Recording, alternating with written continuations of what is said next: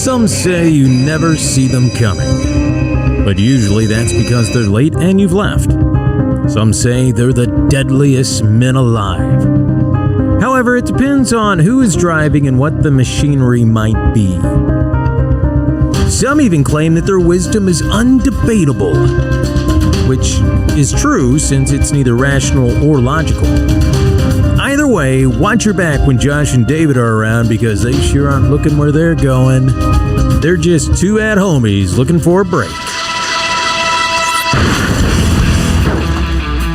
Live from the Green Room Studios from the spacious property of Bates Nursery and Garden Center, 3810 Whites Creek Pike, it's the At Home Show with Josh Cary and David Bates.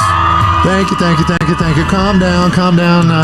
Save your energy. It's hot outside today, so you're going to need it because we're going to be here for an hour. Hey, it is the At Home Show. It's your Saturday morning tradition right here from the Green Room Studios, 3810 Whites Creek Pike. It's 0.9 miles north of Bradley Parkway at exit 19. I'm Josh Cary. And I am David Bates. And we have a crowd in studio again this morning, David. Really glad to have special guest host. Yeah, look to your right and see who you got. Joy Bovin. Good morning, Joy. Good morning. Happy to be here. Glad to have you. And Joy, for those of you who don't know, is our lead person in the perennial area and all-around expert.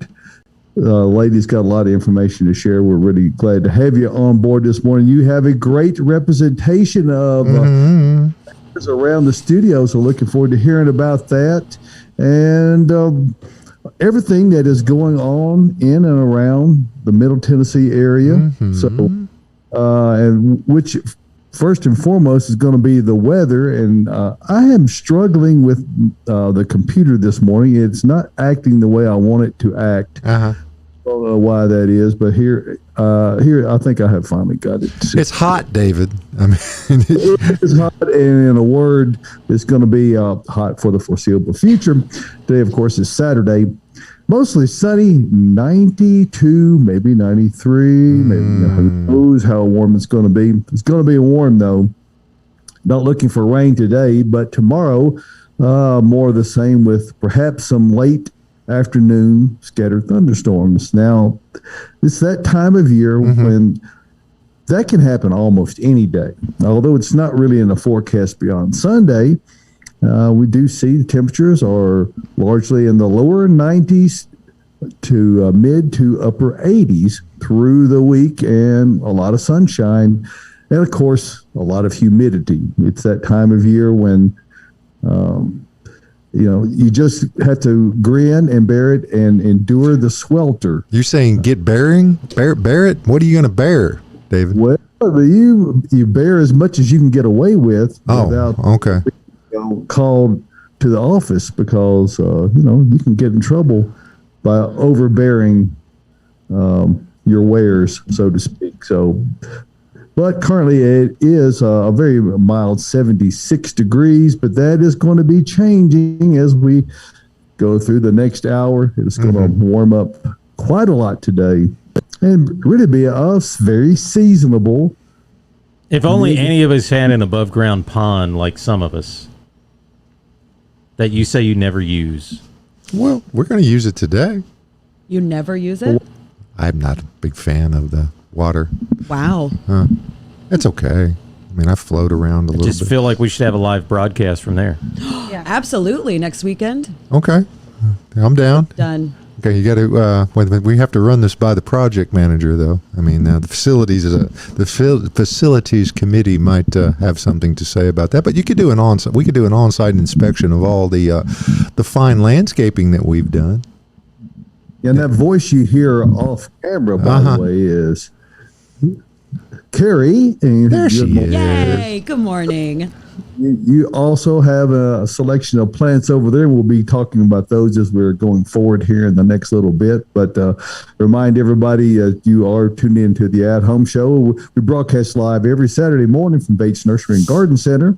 We are glad to have you on with us this morning. We got some special things going on at the nursery we'll talk about during the show today. I want to call attention to Joy for just a moment. I know she's not always comfortable with that, but I do appreciate you being here.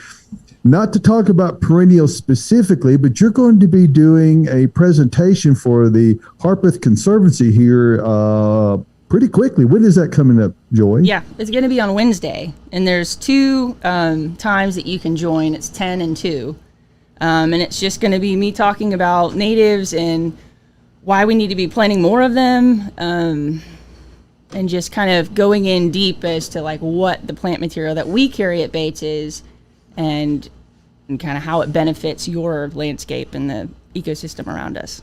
Okay, without giving away your whole presentation, I'm going to do that. He's asking you to.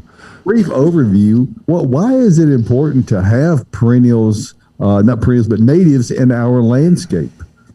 So native plants, they support our local ecosystems because 90% of insect herbivores are considered specialists. So they've evolved for thousands of years with the plants that they have evolved with, and they rely on those plants. We call them host plants.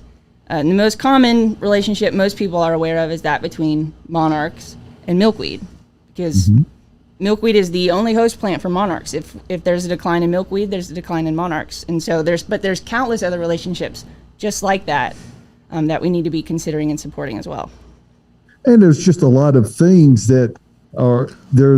It's such a nuanced thing. That is to say that there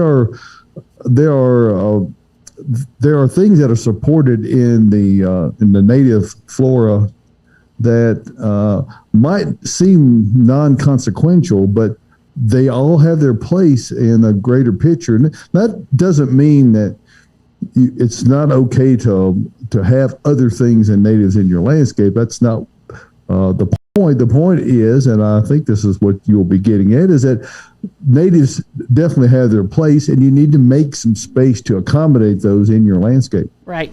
Oh, everybody should have some. I mean, if it's nothing, shrubs, pollinators like we're showing today, redbuds. I've got 2. I mean, then they're native, and I love them. I've noticed something that this year that I don't think I've ever noticed before, but in traveling the highways and the byways, particularly in the rural areas of Rutherford County, this year there is it's a rose of some sort that is just doing a spectacular job in the fence rows. You see them, and I've never noticed them before. Any idea what we might be seeing there? Well, it could either, I don't think we in Tennessee deal with multiflora rose, which is incredibly invasive further north of us. Okay. I'm sure we've got some of it, but we also have native roses too. Okay. The Carolina rose. What color are they? Do you remember? Light pink. That's what I've been seeing. Okay. It's a Carolina rose, but for some reason or another this year they've just popped out and they're just doing particular Patterson Road area in Rutherford County. So it's a good year for a lot of plants. I mean, it's been so cool that we didn't have that immediate like stress of 90 degrees in April. Blowtorch. Yeah. For flowering things in general, we last week on the show we kind of devoted the entire program to hydrangeas, and certainly I don't recall a year when they have been, regardless of the variety, species or variety, they're all blooming and doing really well. Particularly garden hydrangeas, the macrophylla, the ones that are the shade lovers. Those have done extraordinarily well this year. But this is the time of year when we start making that transition to the sunnier side of the landscape. And certainly, Joy, that all relates back to your world, and the things that you deal with every day are perennials. Shade perennials, we really work hard at having a great selection of those kind of things, but the flowering color is going to come from the sun side of the equation. So talk to us a minute about that and what people need to be thinking about in terms of how much sun they need to get the flowers they're wanting to get out of, quote, sun perennials. Sure. I mean, this is one of my favorite times of the year. That we've got the busy spring season, but this is when the sun perennials really start showing off. So each plant's different. So some things need more sun than others. And even within sun perennials, you can get away with a part sun situation, whereas others not so much. Like in my own yard, I've got a lot of partial sun, but I can pull off coneflower, Even Asclepias tuberosa, the milkweed, I can get away with that. But other things just tank in if they are not in full sun. But kind of the highlights of what to plant in a full sun situation, you've got coneflower, which you can never have enough coneflower. They're beautiful. They're good for the pollinators. You've got 2 cultivars there right in front of you, right? Mm-hmm. Yeah. We've got the white is powwow white. That's it. Sometimes people think that pollinators are not attracted to white, but they are. Actually, Mount Cuba did a study, and fragrant angel was attracted the most pollinators of coneflower, and it's a white.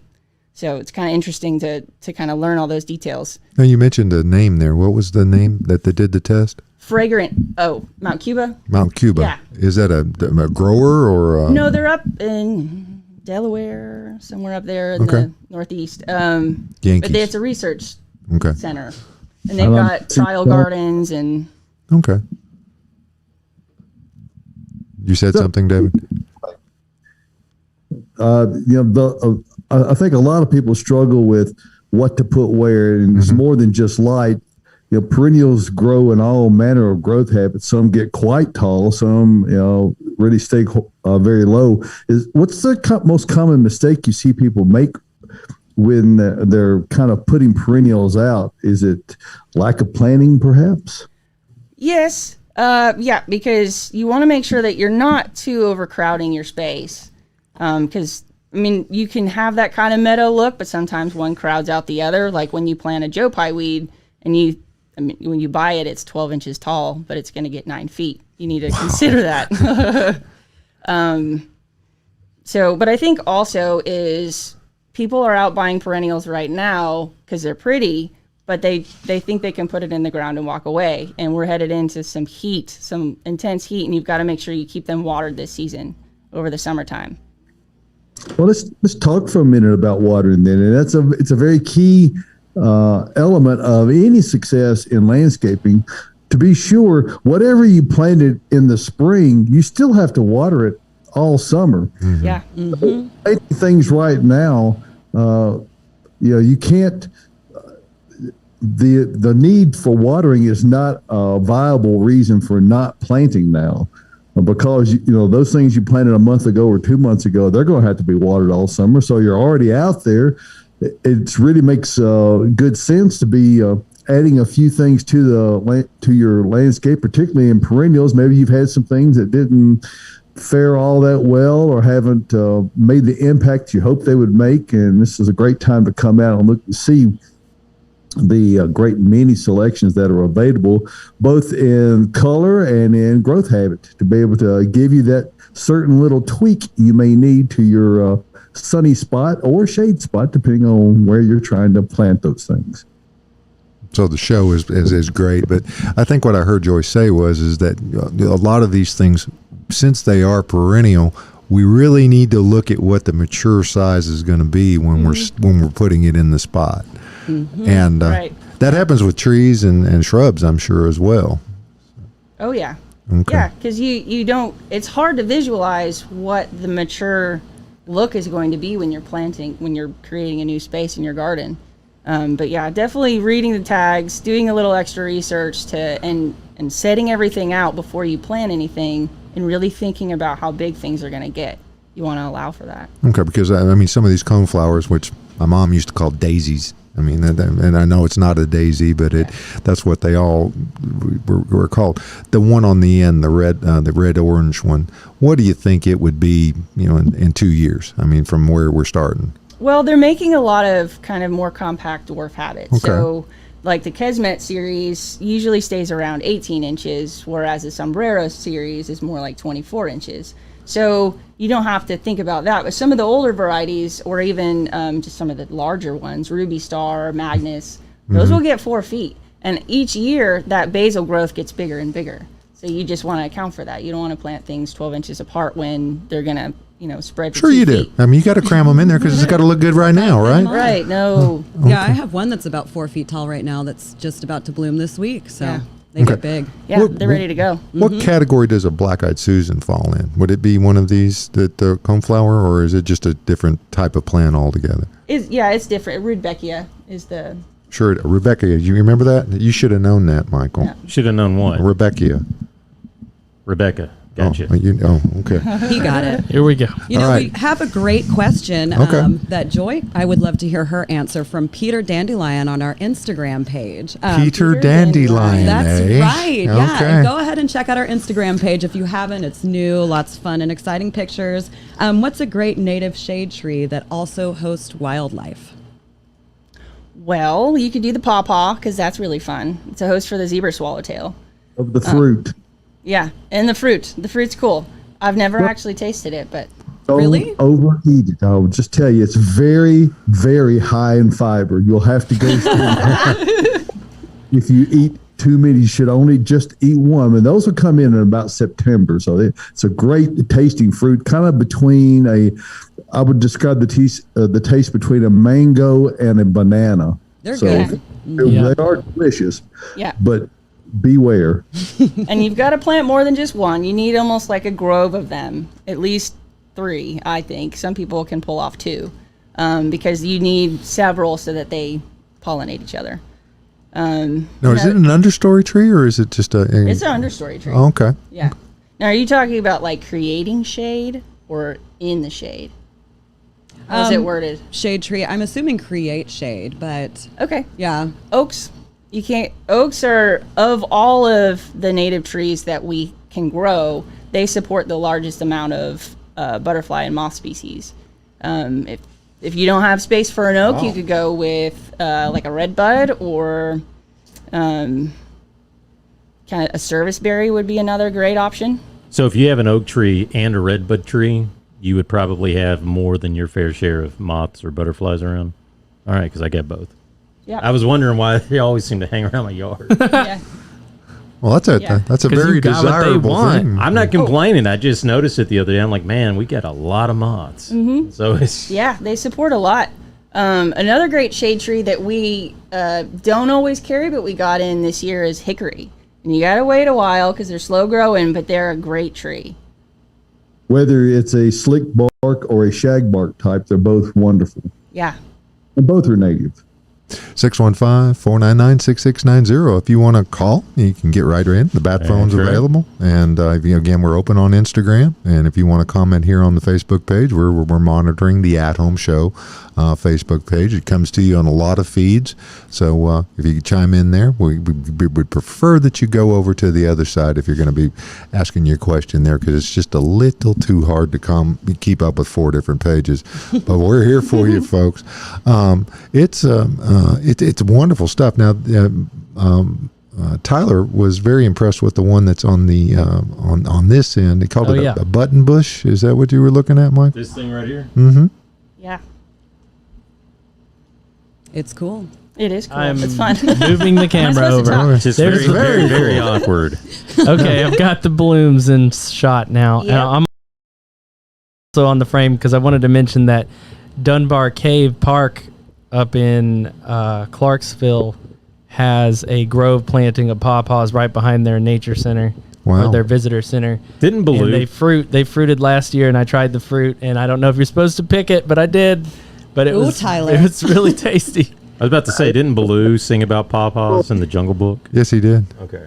I don't Pawpaws remember that. will get about 30 feet tall. So my brother has one in his yard, and they do they usually get big enough to produce some shade, although they're not, categorized as a shade tree. Hey, let's take a minute to talk about if you're getting ready to plant some Okay. things, how to make sure you get the best results out of it. And of course, that's Earth Mix Garden Products.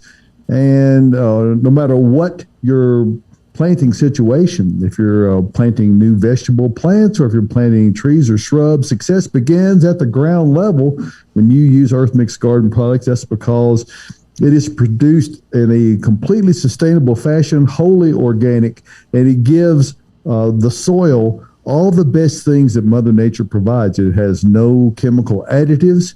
The only things added to it outside of what is in the inputs into it is mycorrhizal fungi and humic acid, which of course nature provides.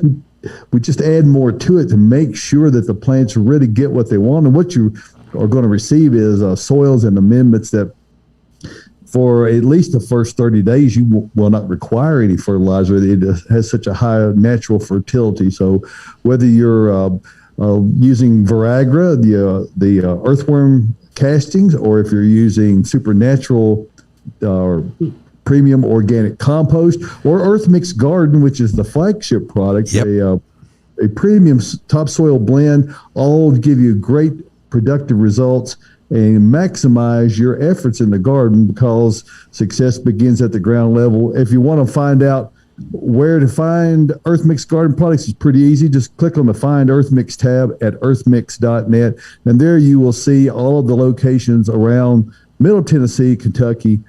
There's a lot of them around. Simply zoom in or put into the address bar there to get turn-by-turn directions for the location nearest you. But remember this, success in gardening begins at the ground level when you use Earth Mix Garden products. And appreciate you giving us a moment to talk about that and to explain the virtues of that product. It's good stuff. Yes, it is. All the folks who are kind enough to carry that product and be able to show you what great results you get out of it. The joy, we were gifted from a brother-in-law, and you know how those brother-in-laws can be, some tuberosa this year, and we're trying to find a spot for them. We're keeping them alive in a pot, but you mentioned something about them and milkweed at the same time. Is that the same plant? Well, it's Asclepias tuberosa, so I bet, is it blooming at all right now? No, it's not at all. It probably is. Okay, it's kind of a grassy thing, so as much sun as we can get for it? Yeah, that was one of the that I mentioned that I can kind of pull off a little bit more shade, though it gets floppy. Okay. Because right now it has a very grassy type of appearance, but they're about this tall. So, but neat. It will flower. Yeah, it should.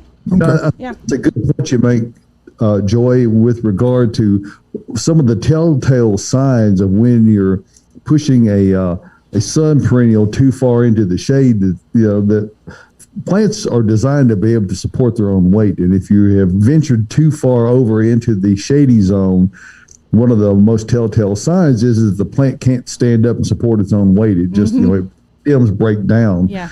So nature has a way of revealing to us what it is we need to do if we're able to view what's going on and be able to observe that and be able to say, oh, maybe I need to dig that up and move that a little further out. Perhaps when you planted it, the trees that were growing overhead were not so large and not producing so much shade, and your available sun situation has changed a little bit over the course of time. So working in the garden is an ongoing process of collecting information, and certainly in the world of perennials, that process never stops. Sure. And you also have to consider some things put taproots down, like Asclepias tuberosa is one of them, Baptisia. You want to make sure you get that in the right spot the first time, because they don't transplant well at all.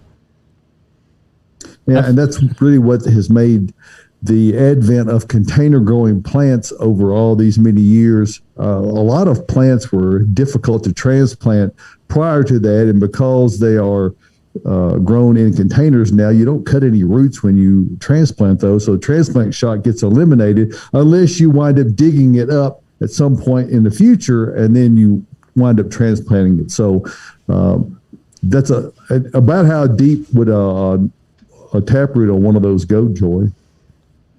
I don't know. I've seen kind of there's a lot of visuals now of how far down root systems go, and I feel like with butterfly weed, it goes down pretty far. I will just jump in here and say You just jump right on I'm there, gonna big boy. jump in. Okay. I'm in the deep end now. I transplanted a Baptisia, a blue false indigo, and it was the scariest thing ever because the root just kept going. And not only did it keep going, but it had these other roots that shot out like multiple feet, like out He needs in the my garden widescreen bed for as well. this. I mean, he is. I mean, I'm we trying were to- going. I'm talking almost my full wingspan here. And that thing, I mean, that was probably the second year that it had been established Wow. there. It did successfully come back this year. It bloomed and it's already got pods on it. But I mean, it is a huge nitrogen fixer as well. That's why I planted it in the garden. We just had to move it over. I Is love it it. nitrogen broken? I didn't know that. Oh, it's all broke. And I tried to fix it, but I'm going to have to rely on plants. Now, when you talk to people from Tyler, you brought the line up there about nitrogen fixer. Explain to people what you're talking about when you say that. Well, so Baptisia is, I believe it's a legume. It's in that family, so it captures nitrogen from the air and sinks it in its roots. And it has these big, deep, expansive root systems that basically like help enrich the soil in around the area where it is. And so in my garden, I plan for considerations creating these relationships between plants where you don't think, well, you know, in the middle of my bed where I'm growing my my carrots and onions and things that I'm gonna gonna put a plant- shrub right there. Yeah, okay. like a big old like 3 to 6 foot bush. But honestly, that is one of the better things to do, not only because it attracts pollinators from the blooms, but because you get that nitrogen benefit, and even it helps those roots that go so deep help break up your soil, which can in this area be very difficult and hard. So one of the things we really try to promote to avid gardeners, and that's the kind of people who tend to do business with us, is and I think a great many people have made the transition over to the organic approach, where the chemical fertilizers have kind of been removed. You're also trying to remove the use of chemical herbicides and fungicides wherever possible, and only use those in the most extreme situations. And sometimes if a plant's too problematic and you have to do too much of that, you just remove the plant and use something that's less problematic.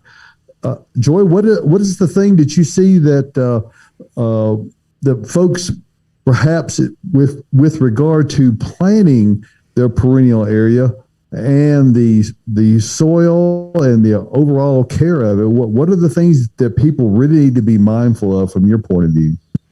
Well, and I'm sure this has been talked about a lot on the show as far as the soil of Tennessee. We've never Some let people that are lucky. stop us. It never stops us Oh. before. So There's a lot of different soil types in this area. I happen to have excellent soil, and I feel guilty about it because I hear all these horror stories of just compacted clay and what you I can't have. do anything with it, or you bought a new home and they took all the topsoil off and you're left with just that hard, nasty clay that's the subsoil.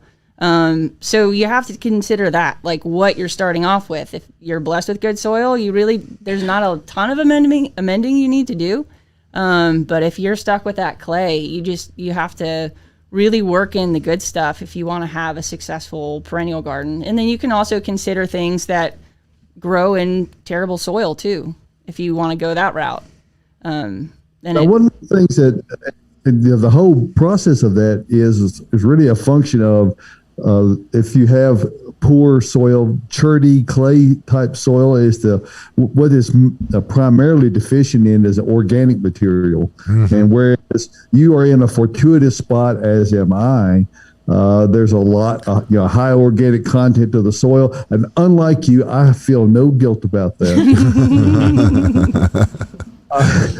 It's important to understand your soil, and if plants can be planted, most of the plants are not the kind that really are naturally adept at dealing with hard, compacted, low porosity type of soil. Well, So- David, your neighborhood is also very well established as well as, and again, what I think what Joy was alluding to is in the new homes that are coming around, it takes a couple of years to really get, unless you really just go in there and throw a bunch of money, take all your beds out. I'm not even going to say you would go in there and just completely change everything out to earth mix, which is a good idea, but most folks are not going to go through that trouble. Through the years with mulch and just moving some things and adding the stuff to the soil, it's going to take, in my experience, about 4 years to really get the beds where I like them anyway. Building soil is definitely a years-long exercise.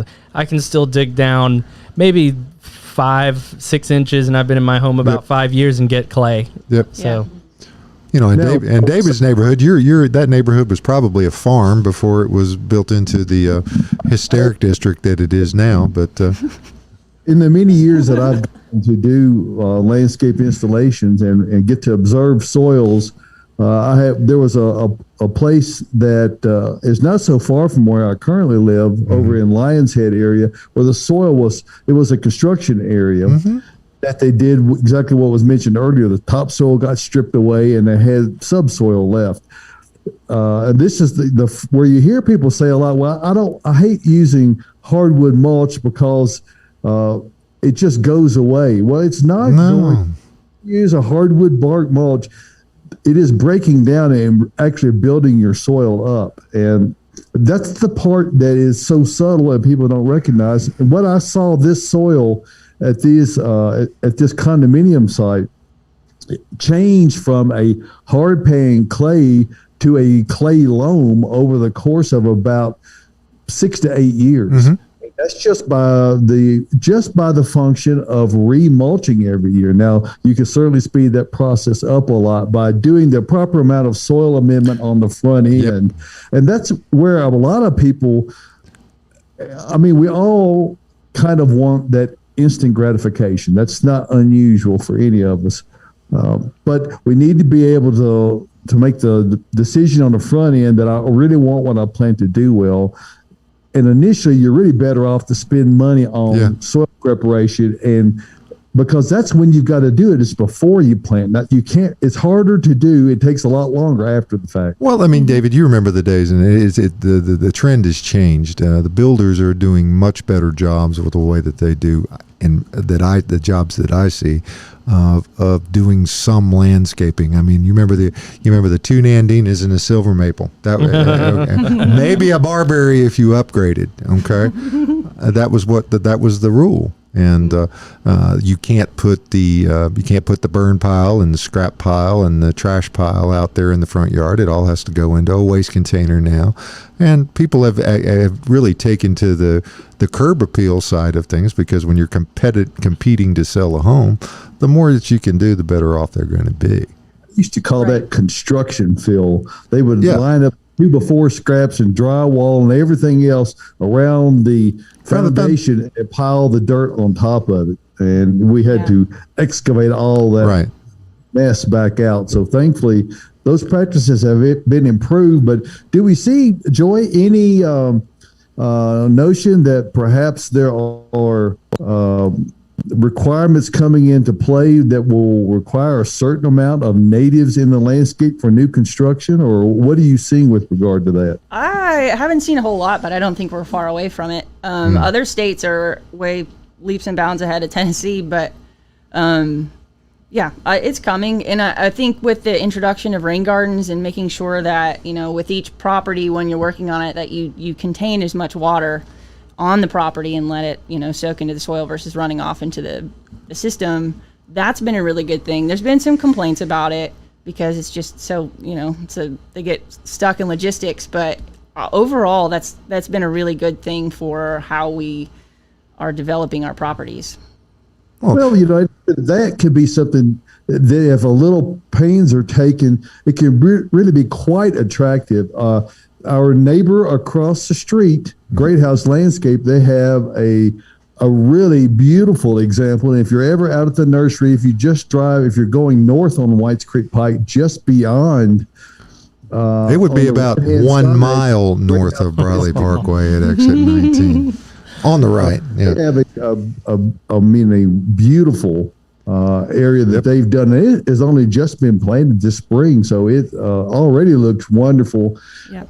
But it gives you a good idea of what you can do with an area like that, where that you're dealing with runoff water, and it could be a potentially bog type situation depending on the amount of rain. But it doesn't have to be something that's a negative. You can actually say, hey, we're going to be responsible for the runoff that comes onto our property and deal with it. And that keeps all your nutrition from getting away. It also stops things from getting into the sewage system that creates another thing that has to be cleaned out of it before the water can either be returned to the river or made back into drinking water. So it's really well founded that we need to do these kind of things and become more sensitive to what we've done. There's a whole lot more people on this planet than there used to be. And the cumulative impact that we have, both negative or positive, is a lot of the choices that we make. So we can make better choices in our landscape and not just go willy nilly about it. Think about it, or nilly willy. Either way, in there that would help you deal with the situation. I want to chime in real quick here and add a quick Google for Tennessee Smart Yards. You should look at that program because they encourage you to optimize your yard's water catchment efficiency, and you can actually get it certified. And when you do, you get I believe it's a 25-pound bag of Music City Gold, which is Nashville's own Milorganite that the Metro Water Agency produces. So it's the same thing as Acapulco Gold? No, I think that's a different thing. That was a from different the mix? 70s research, Josh. Oh, That's okay. been a while. Tyler, when you get a chance, could you go to input too? Because I'm going to try to get everybody I'm going right now. I'm going to try to get everyone to identify these natives and see if we can get a fixture on it. What kind of David? Any idea what the natives are here? It's edible landscaping, obviously. I don't know if those are. I think those may be transplants. Those might not be naturally occurring fauna. Oh, that's Bovinus gigantus. Okay, they seem to be happy. Okay, Venice. the white-faced variety, as it were. Bovinus variegata. That's what you call taking organic fertilization to the extreme. Well, it's self-pollinator. That's self-fertilizer. We're talking about self-pollinators today. So any synergy here with those? Self-fertile or nitrogen producing? Nitrogen producing. I mean, it's a hard time growing anything when you've got that kind of compressive forces on top of it. Well, you've talked about the waste products. We just talked about what goes into the sewers, but you've often talked about the processed variety that comes out of Bovinus, what was it? Sciliatus? Yeah, okay. Gigantus. You say that there's a better processing plant inside the bovines, isn't there, David? Cows have 4 stomachs, where a horse, for instance, only has 1. So the state of the organic matter comes out more completely decomposed than it does out pre-composted, as it were. So, if you were using horse manure, you have to be more careful with it because it needs to go through a more complete composting process post deposit than a cow does. But even a cow is not ready to use as is. It needs to go through a process where it has been allowed to completely break down. This is not your next door neighbor's yard, is it? No, it's not. His landscaping is good in the front, but in the back, he's got that dog and no party in the back. Else. Yeah. No, he's got like the reverse mold of landscaping. Reverse mullet? Yeah. He's got a pompadour. Huh? Yeah, there you go. Oh, my goodness gracious. Okay. 615-499-6690. We're having some fun in here. David, do you think it's time to go over to the auxiliary display area and see what Cary's got going on for maybe a plant rant? For us today. Good morning, Cary. Good morning. Sometimes she just needs to vent. There it is. I was waiting for it. It's Plant Rants with Cary Gant.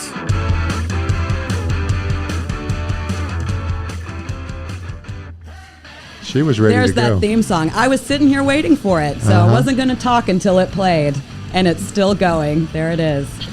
Well, yeah, I got to fade it down. I can't fade it down until I like you a start really talking. slow fade out. All right, how is everybody this morning? So I wanted to talk about a few things this morning. On my right, your left, I have a bunch of vegetables that I took from the greenhouse this morning. As you can see, we still have a great selection back there. Very healthy, ready to go in your gardens, ready to drop in. And what's really exciting today is that we are running a 50% off sale Whoa. right now on our vegetables. Just vegetables, no herbs. But we've got tomatoes, peppers, eggplant. One of my favorites. I love eggplants, and the little purple blooms are just gorgeous. Can you see it on there, Tyler? Mm-hmm. Yeah? Are you going to do a close-up? Here he goes. I'm trying to shut off our air conditioner. So Oh, so you can hear me even better. I Yeah. can talk louder if I need to. I can Oh, see you're those you're flaws. coming through just fine. Yes. Thank you. I know I can hear myself. So that's something that's exciting going on right now. Again, at Bates Nursery, it runs until Friday.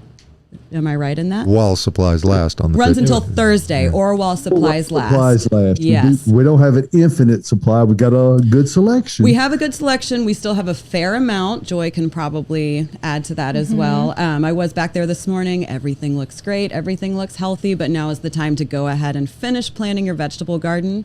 So 50% off. Come on out and see us.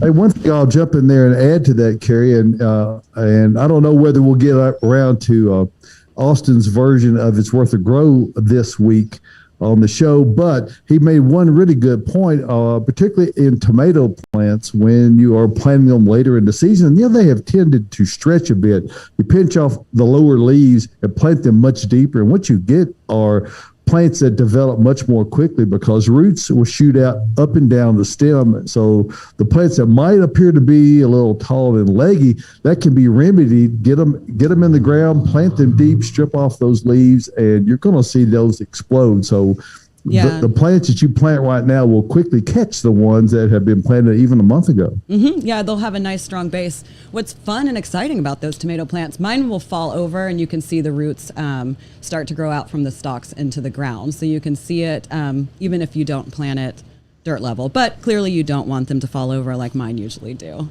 Stake them if you got them. Stake them if you got them. Mine are falling over and they are staked. So I'm covered up in tomatoes. We saw yours like 3-4 weeks ago and they were already giant. So. Oh, they're way bigger than that now.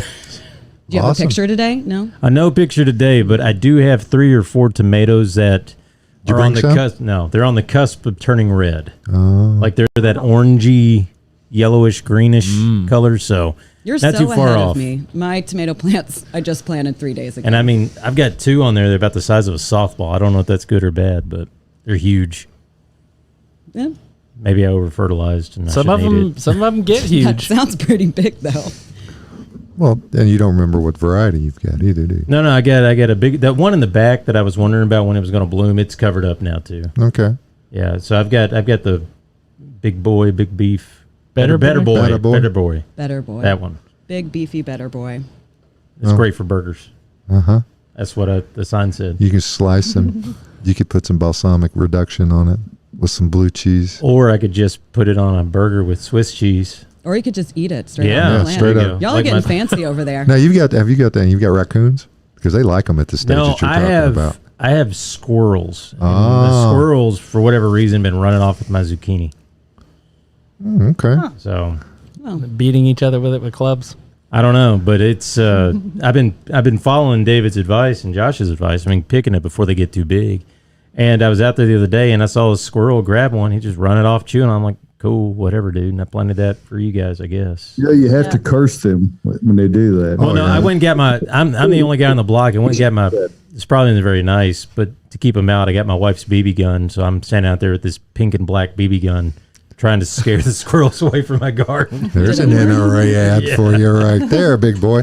All right, now, Cary, you've also got some of the, I want to call them toxic, but you've got some of the dangerous plants there on the back shelf over there. Dangerous plant. So on my left. Trinidad scorpions over there. I saw them. Did you? Yeah, they're Oh, dangerous. the peppers right over here. Yeah, they'll get you. They're spicy. We actually have more peppers, I think, than anything else right now. Oh, yeah. Yeah, there's a ton back there. So you can make a hot sauce garden. Come on out, 50% off. Well, and if you reduce salsa. them down, you can strip Or paint with salsa, those yeah. Trinidad scorpions. Yes, you can.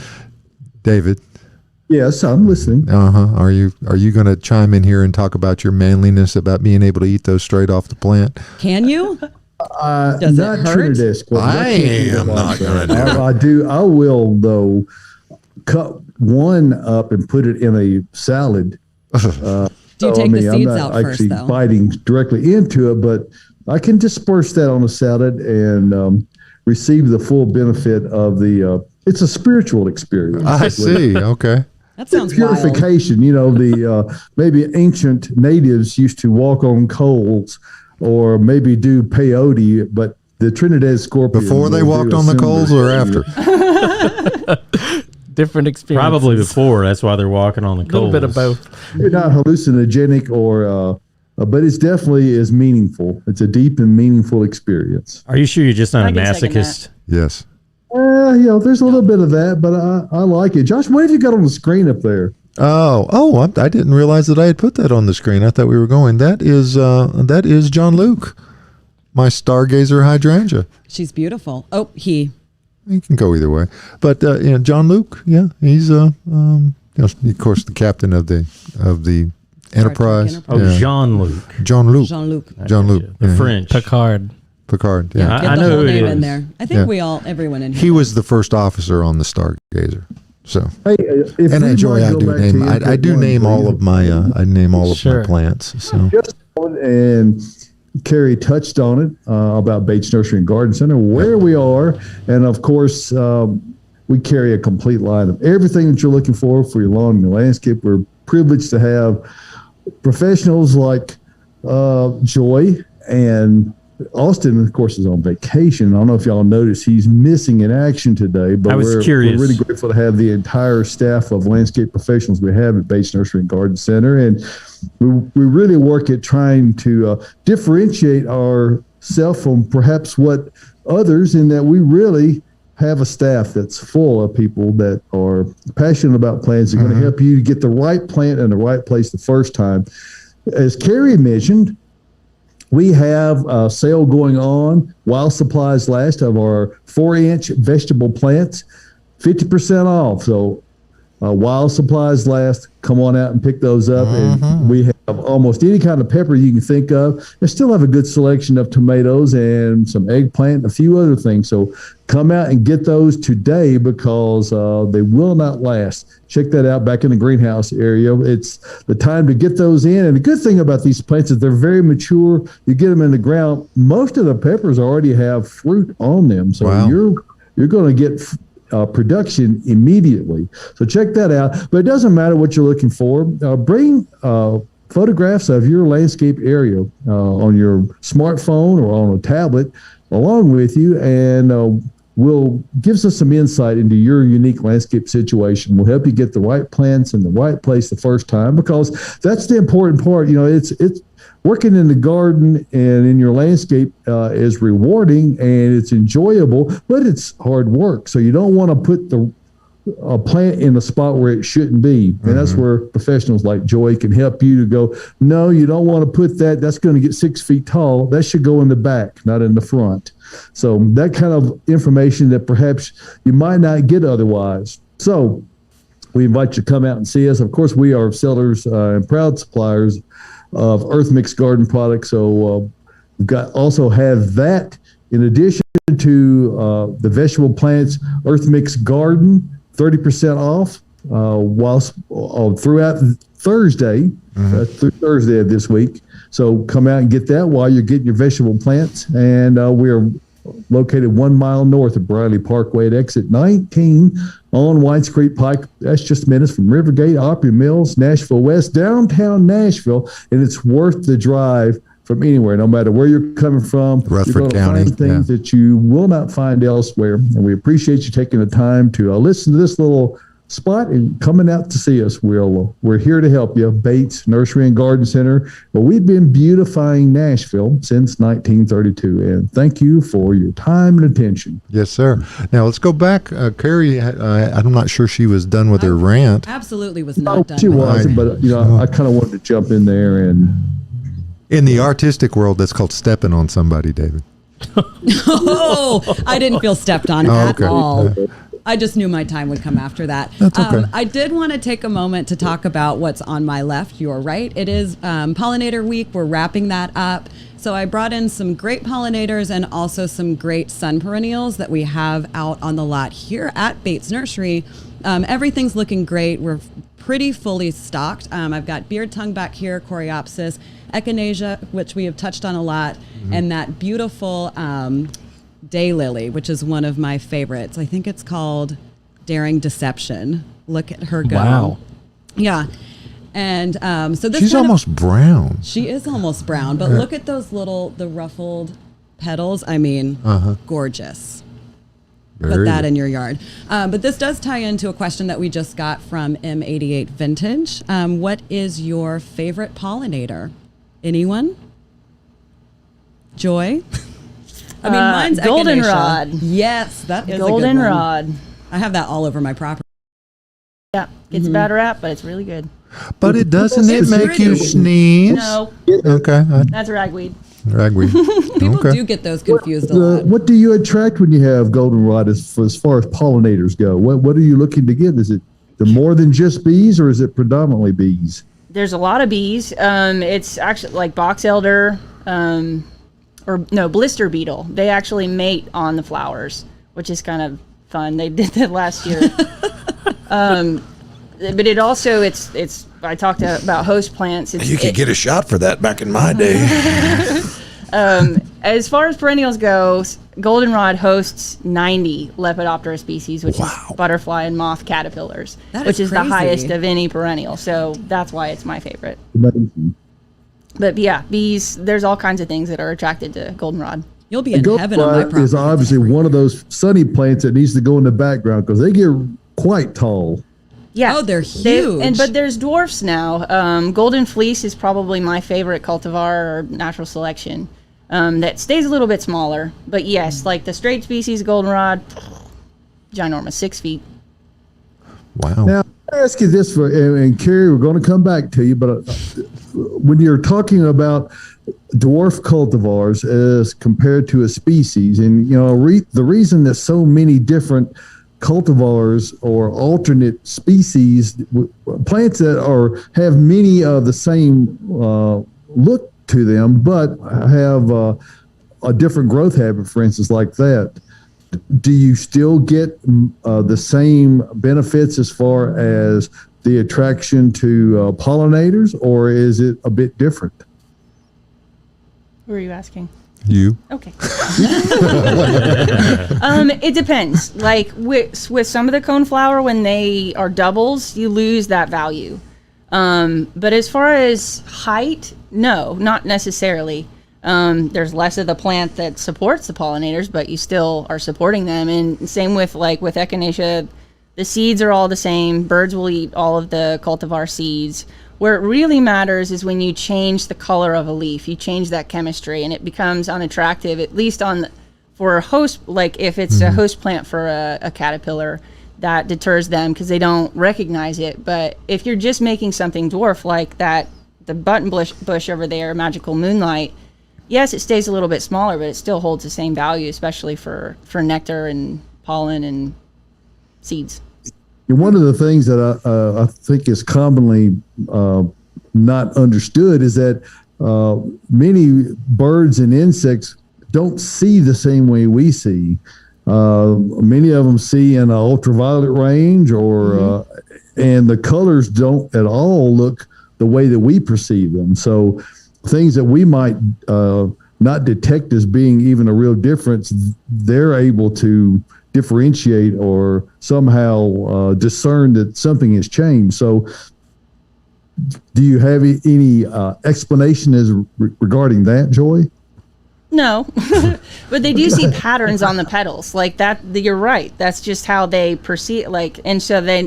But most things, when you change, because there's some parentage that they recognize. Now, when you hybridize things, you lose a lot of value as well. But yeah, they always know, and they won't go after something if it doesn't have any value to them.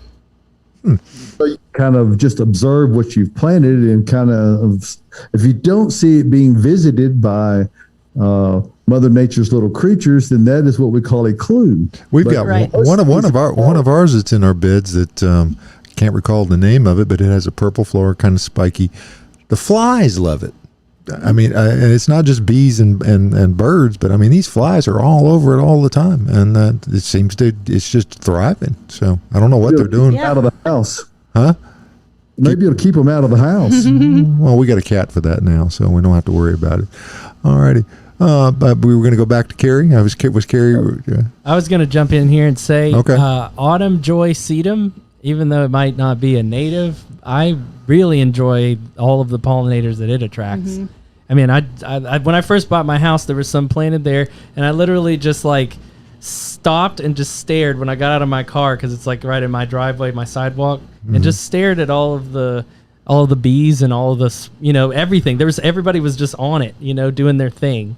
Sure, and to add to that, like with natives, the leaves matter as far as a host, but when it comes to nectar and pollen, they are not picky. I mean, they will go after any non-native when it comes to nectar, and there's still value in that because nectar is a source for carbohydrates and pollen is a source for a lot of other proteins and that kind of thing. So they are still getting good value from those. Very, very good. It's reassuring to me. Autumn Joy Sedum in particular, I believe it is, without a doubt, the most bulletproof plant Oh, you yeah. can possibly put. You can literally, it's probably the only thing you can just stick in a pot or stick in the ground, maybe water it once. I've never had to.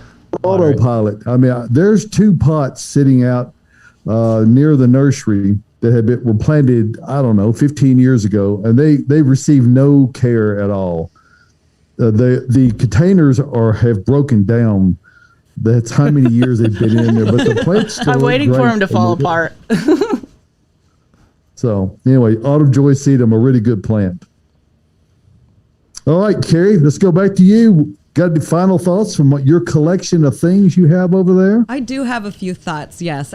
So with all this plant talk, vegetable talk, building your garden, shade, perennial, what have you, edible, we do get a lot of questions about watering. As easy as it sounds, it's not that simple. Just a few tips on it. The best time to water is going to be in the morning between 5 to 10 a.m. Before it gets hot, before the sun starts roasting those plants. A lot of people water in the evening when they get off work. Can be done, but the problematic things are leaving that soil, or even if you get the water on the leaves moist, it's going to attract insects, fungus, and you'll start to have a lot of problems, maybe some rotting. Also, when you water, you don't want to spray those leaves. You want to water at the base of the plants, whether it's vegetable, trees, something that you just planted, or flowers. You want to stay down low to the ground and try to get the first 5 to 6 inches. So you will have to let it soak for a little bit so those roots can grow nice and deep instead of shallow. So yeah, just wanted to wrap up with some tips right there. There's no way to water effectively and do it quickly. Right.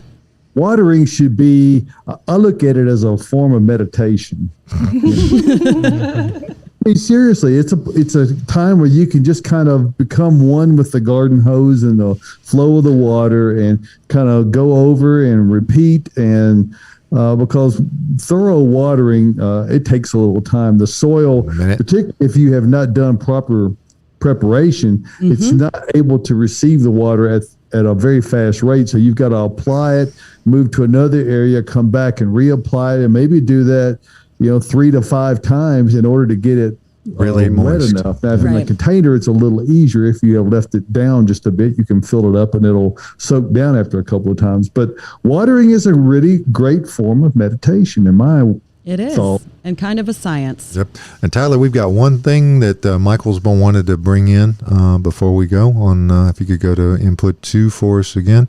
I think this is an example of the reverse mullet. Is that what you were trying to show us? I think this is an example of why, if you have a big mouse problem, you should take care of that before it becomes this kind of a problem. The job we were getting out a fertilizer That's pallet. not a mouse. What is that? That's a snake. We think it's a milk snake.